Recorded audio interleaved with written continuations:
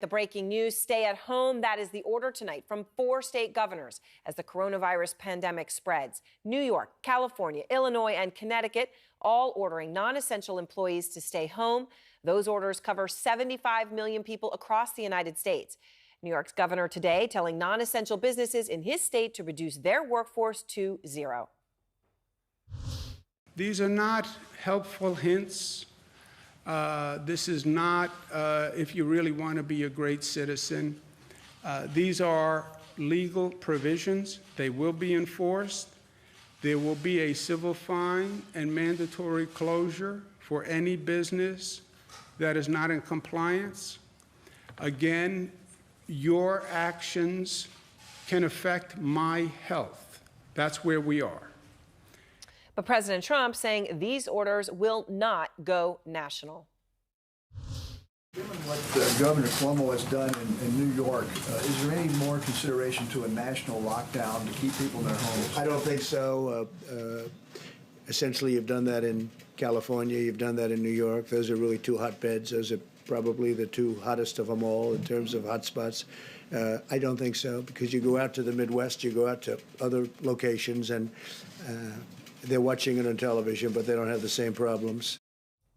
The president, though, today did announce that he's closing the border with Mexico to all non-essential activity after already announcing the border with Canada will close. And the number of coronavirus cases jumped by nearly 5,000 here in the United States over the past 24 hours as testing has expanded. There are now 18,083 people who have been infected. 236 have died. One of them, we are learning in terms of infections, is someone who works in Vice President Pence's office. And we're going to have much more on that in a moment as we're just getting details on that this moment. I first want to go to Nick Watt. He's out front in Los Angeles. So, Nick, how are people there coping with these new ground rules, transformational ones?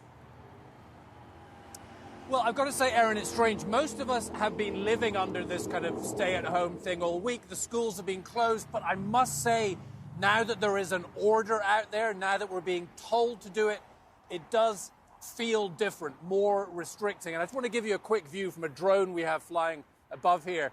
That is the 101 freeway in Los Angeles, which normally at this time of day is a parking lot. Not today. This is the day everything changed. Californians, New Yorkers, the populations of Illinois and Connecticut will all soon be under orders to stay home. That's more than 70 million Americans. To avoid the loss of potentially tens of thousands of lives, we must enact an immediate stay-at-home order for the state of Illinois. These provisions will be enforced. This is the most drastic action we can take. People can go to the store, get out for some solitary exercise, but stop socializing. We're going to go visit Mom. I'm going to bring the home family to see Mom. No, not now. Essential workers are exempt, like food service and healthcare providers who are still struggling nationwide to find the supplies to keep themselves safe and treat the sick. We're starting to see those individuals become sick as well and be taken out of the workforce, or in some cases become seriously ill. So here's where everything can fall apart very quickly. In Los Angeles, they're erecting tents in hospital parking lots to treat coronavirus patients. Midnight tonight, the Mexican border will join our northern border and also close to all but essential travel. The undocumented will not be allowed to cross. We're not sending them to Mexico. We're sending them back to their own countries. Goldman Sachs now estimates that this week, 2.25 million Americans filed for their first week of unemployment. If that estimate is accurate, it would be 8 times last week's figure and an all-time record. All interest on federal student loans now suspended. Tax deadline day pushed 3 months to July 15th. This is not a permanent state. This is a moment in time. How long it lasts, we don't know. The mayor here in LA says a month. He thinks could be 2. And we just heard from the mayor of New Orleans. They are implementing a similar stay-at-home order. When New Orleans stops partying, Erin, we know we've got problems. Nick, thank you. And I want to go to Caitlin right now. Caitlin Collins out front at the White House. And Caitlin, the breaking news there, someone in the vice president's office has tested positive. Obviously something, everybody needs to pay attention to, be concerned about. But what can you tell us? Yeah, this is really the closest we've seen it come to the West Wing. It's now, we are being told that the vice president's office was informed tonight that someone in the vice president's office has now tested positive for coronavirus. They don't identify who the individual is, though. They said they had no contact with the vice president or the president in recent days, but they say they are following those CDC guidelines, Aaron, to figure out their tracing, who it is that they did have contact with, and if that person potentially came in contact with the president, the vice president, or any other of the senior staff here. Though we should note that most of the vice president's staff is in the EAOB. That's this building right next door to the West Wing. It's a separate building. You've got to walk across the street essentially to get in there. And so it's not likely it was someone who was walking around the West Wing a lot, that we don't know that for certain. So we're trying to figure that out. And of course, Aaron, we should point out this comes on the same day that the president's daughter and senior advisor Ivanka Trump returned back to the White House after now we are being informed she did take a test for coronavirus. She got results today that they said were negative, and that comes after she had herself spent several days working from home after she came in contact with a senior Australian official who had later tested positive for coronavirus. So really what this shows you, Aaron, is as we're reporting on this, you see what Nick is talking about around the country. We're seeing how close to home it's hitting, even for those people who were working inside the White House. All right, Caitlin, thank you very much. And I want to go now to Dr. William Schaffner. He's professor of infectious diseases at Vanderbilt University Medical Center, also a former CDC official.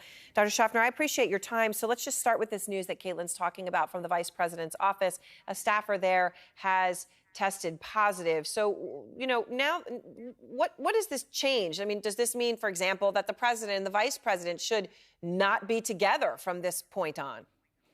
Well, it certainly looks that way, Erin. You wouldn't want the president exposed. You wouldn't want the vice president exposed any more than he is already. And I think they ought to institute 6 feet plus to keep apart. Yes. And I mean, I'm sure on some level this doesn't surprise you, as we know this is much more widespread than any testing would indicate because there hadn't been testing. But what is the significance of this, that you now have this actually in the vice president's office where there are, the meetings of this team, they stand together side by side on that little platform every day doing their presentation? As we see here, I'm showing video, including Dr. Fauci, who's in charge of infectious diseases. Thank you very much. Well, we always thought that was a bit of a crowd, and now the virus is right there. And if there were unbelievers in the country, they must be convinced by now. So now we have the stay-at-home order, which affects Americans across this country. New York, California, Connecticut, Illinois, all under some form of a stay-at-home. Governors are telling non-essential workers to stay home and saying this isn't a choice. This isn't what you've basically been doing. This is now the law. How long do you think this would need to last to be effective? It's getting seriouser and seriouser.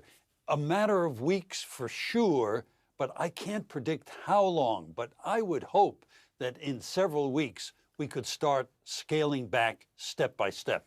And that's because you think by that point we will have seen this big surge they're anticipating, how big it is, what really presents at our hospitals. Yes, that's exactly right. And I would hope we could dampen that surge, spread out that curve as we have been talking about, and see what's happening. That may not be enough. We may have to extend at least some of these restrictions even longer. What about a national lockdown? President Trump says that is not necessary. He references the Midwest, many places where you have seen fewer of these cases. Is he right about that or not? Well, traditionally, public health has been the responsibility of each individual state. So I think each state is going to decide that. I know that our governor has received some petitions from many colleagues that we ought to consider doing that here in Tennessee also. I want to ask you about something that affects every single person watching, and that is the way they're feeling right now. And it's hard when there's no one to turn to because every single person is feeling that way. The director of the World Health Organization had a warning about mental health, and he said, quote, during this difficult time, it's important to continue looking after your physical and mental health. This will not only help you in the long term, it will also help you fight COVID if you get it.